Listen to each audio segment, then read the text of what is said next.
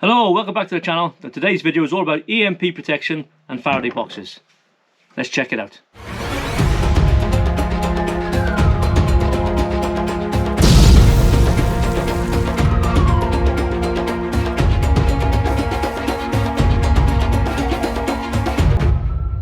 Right, we're back, and thanks for taking the time to check out the channel and watching the videos. Now, you might have seen my last video about comms. 10-4 rubber duck.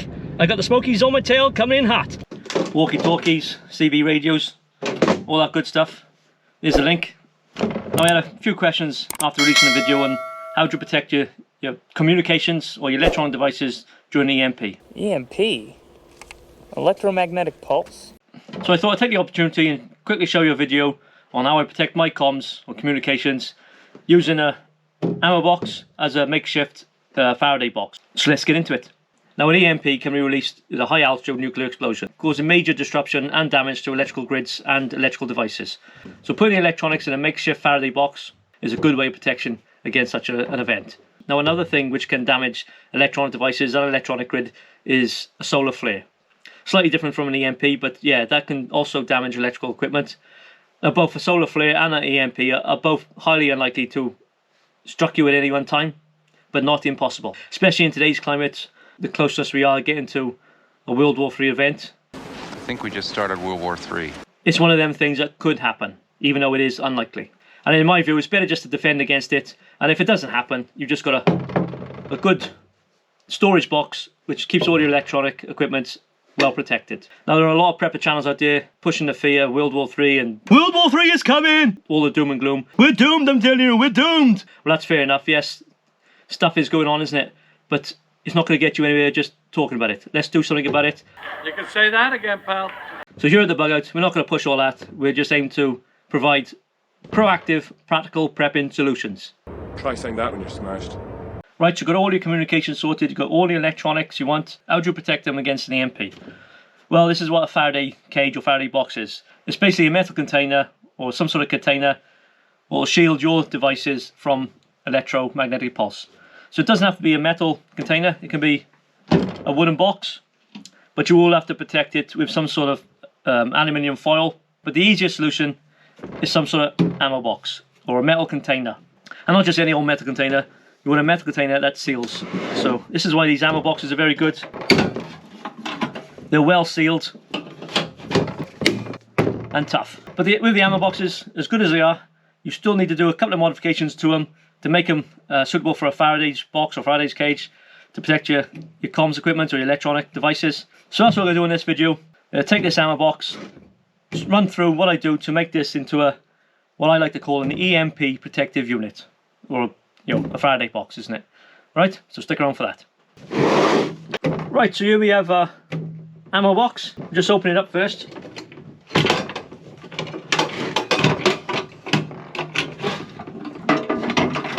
Now, you see on this one on the lid, it has a rubber seal all the way around it. It has this lip around the edge. That overhangs the box, like so, and that protects any charged particles going up and obviously into your box. But there is one more thing I've got to do to that lid, just to give it added protection. I'll show you that in a minute. So there's the box. As you can see, I've cleaned it all out. These are for sale now at the bug outs, but in the shop only at the moment, not online. They weigh a ton to bloody post out. So yeah, cleaned it all out, and you can see it's been re-sprayed. The only thing I've got to do is spray the outside of it when I got a bit of time. But yeah, there's the box. Like I say, it's solid, there's no rust in it. All the seals are great on the outside. It's a very good condition, but it's no good as it is. We've got to do another thing to it to protect our equipment, and that is to line it. If an EMP ever strikes and you get charged particles hitting the box, obviously the box become charged. So what you want to do is protect whatever you got inside from touching the box itself. Now, you can do that by obviously taking all your devices and wrapping them up in bubble wrap, whatever, and put them inside the box. Or you can line the box itself with cardboard. But personally, I like to use foam. So I use this bit of foam we've got out of a penny case for the top and bottom. And I use this old sleeping mat to line the sides of the box. Not only does it insulate your devices from the box, but it also protects them if you're moving the box about in and out of bugger vehicles, in storage. And it also protects any temperature fluctuations as well in the box. So that's the idea anyway. So what I'm going to do first is take a bit of this and a cutting device, and then cut a piece to fit on the bottom, just like Blue Peter. Right, let's give it a go.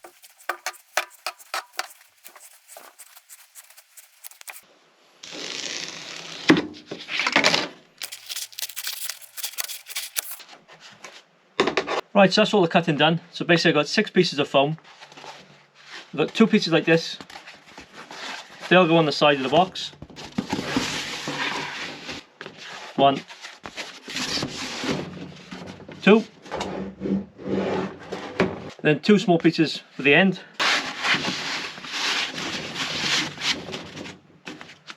1, 2. And you notice how I got the corners well protected, because the last thing you want is obviously some sort of exposed metalwork. Yeah, so make sure it's a drum tight fit with your foam. And on one side goes all the way up to the corners, to the edge of the box, and then obviously the one will butt up to that, forming a nice tidy seal. So once you've got your sides in place, what I like to do then is put the bottom in. I've got the thicker foam for that.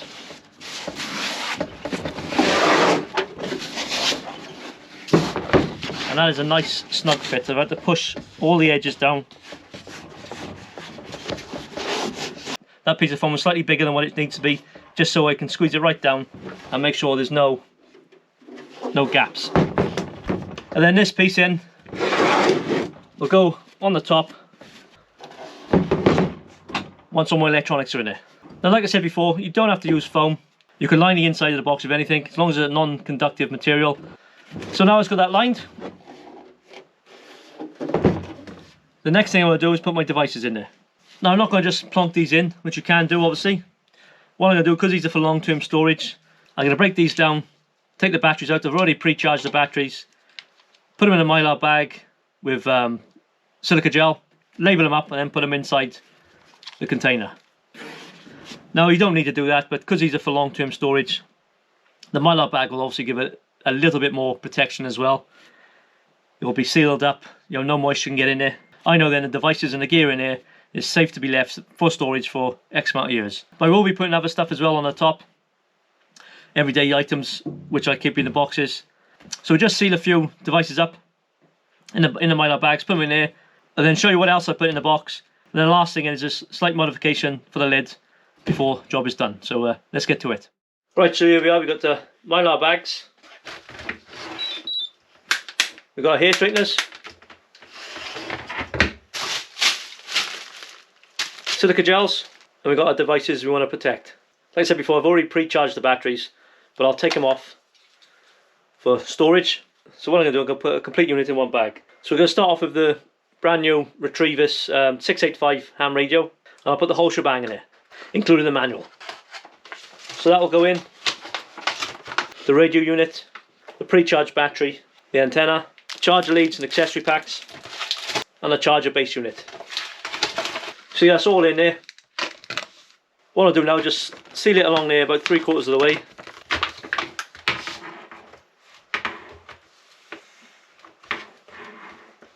So I left myself a bit of an entry hole. Stick your gel in.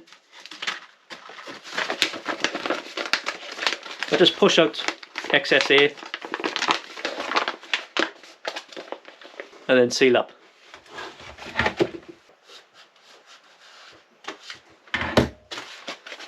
So there we are. Now you don't have to put any oxygen absorbers in there, it's not food items, but to get most of the air out does help. It helps with the storage. Obviously the less air you got in here, the easier it is to store, isn't it? So that's one unit. What I'm also going to do is my spare CB. I've already got one which I use in the house here. Yeah, Kung Pao chicken in a house special fried rice 10-4. So this is my spare one, and I'll put that one in a slightly bigger bag. So there's a CB plus the lead and the microphone. This way, if there was any EMP strike and it fried my existing CB, I've got a spare, haven't I? One is none, 2 is 1, isn't it? I just dropped a couple of silica gels in this one because it's quite a big unit.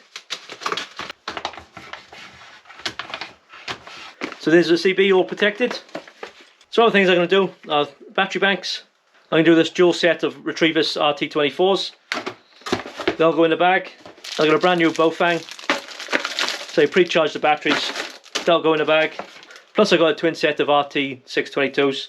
These are nice little radios. I think it's Retrievus is pronounced. Retrievus or Retrievus, I don't know. Whatever it is, there's some good radios. So that dual set will go in there as well. Plus I got these little tiny Mylar bags. I can use them for a couple of flash drives. These have got everything on it, you know, from files to family photos. So I can stick a couple of them in there. I think I can get 3 in this little bag. Just like that. Silica gel. I'm going to seal that up. So that's that sorted. So I just finished bagging these up, sealing them up, and then we'll go and chuck them in the box.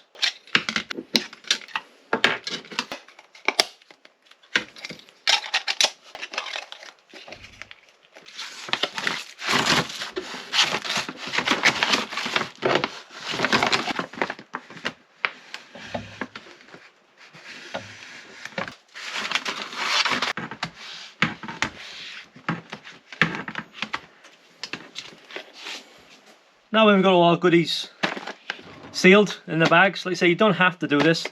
I just do this because it's like extra protection. It stops any moisture getting into the unit itself if there was any condensation build up in the box. And like I say, it's just built-in braces, isn't it? So let's put these in the box.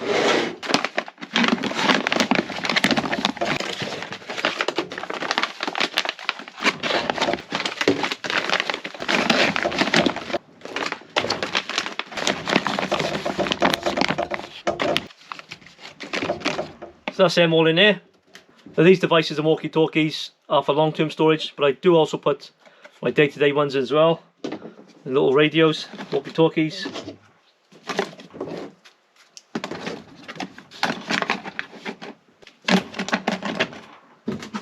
Battery banks can go in there. Plus you can put your little portable radio in there. I'm not sure what radio stations you'll be able to listen to, but it can go in there anyway. And things like games for the kids. If you've got kids, obviously they need entertaining, don't they, even at the end of the world. So yeah, little devices where you want to protect the device plus the games cartridges, they can all go in there. And keepsakes like SD cards or flash drives, they can all go in there as well. But these ones I haven't sealed but because I'll be using them, but it does pay well just to keep them in the box at any one time anyway, just in case, isn't it? Another thing I like to put in there is a couple of glow sticks, because if it was an EMP strike, perhaps an electric goes off, you want to be able to see what you're doing, don't you? So a couple of glow sticks in there, and that's it for this box. So it's pretty full. Next thing in, foam protection.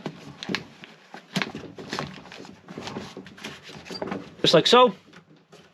Like I say, this just protects it. If you do have to grab the box, if you're bugging out or whatever you're doing, if you're just moving it, everything's there is protected, isn't it? So, last stage is the lid. Now the lid itself has got a good seal all the way around it, a rubber seal, but I just like to put a little bit extra and I have a metal seal all the way around. And to do that, you just need a good old aluminium foil nicked from the kitchen drawer. So what you want is a nice long piece off the roll, fold it in half, fold it in half again, and again, and again. So you've got a nice long strip of it then. So what you want to do is put this strip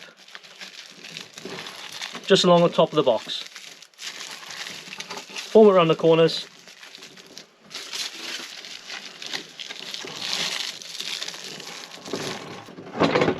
Just like so. Just make sure there's no gaps. You can use several pieces.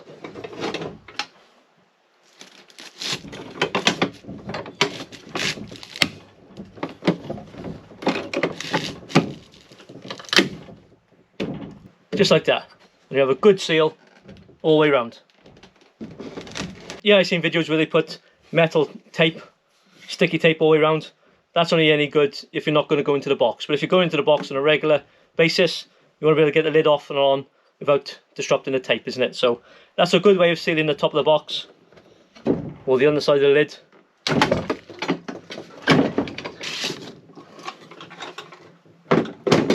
And then after a while, if this foil ever gets damaged, just replace it with some more, isn't it?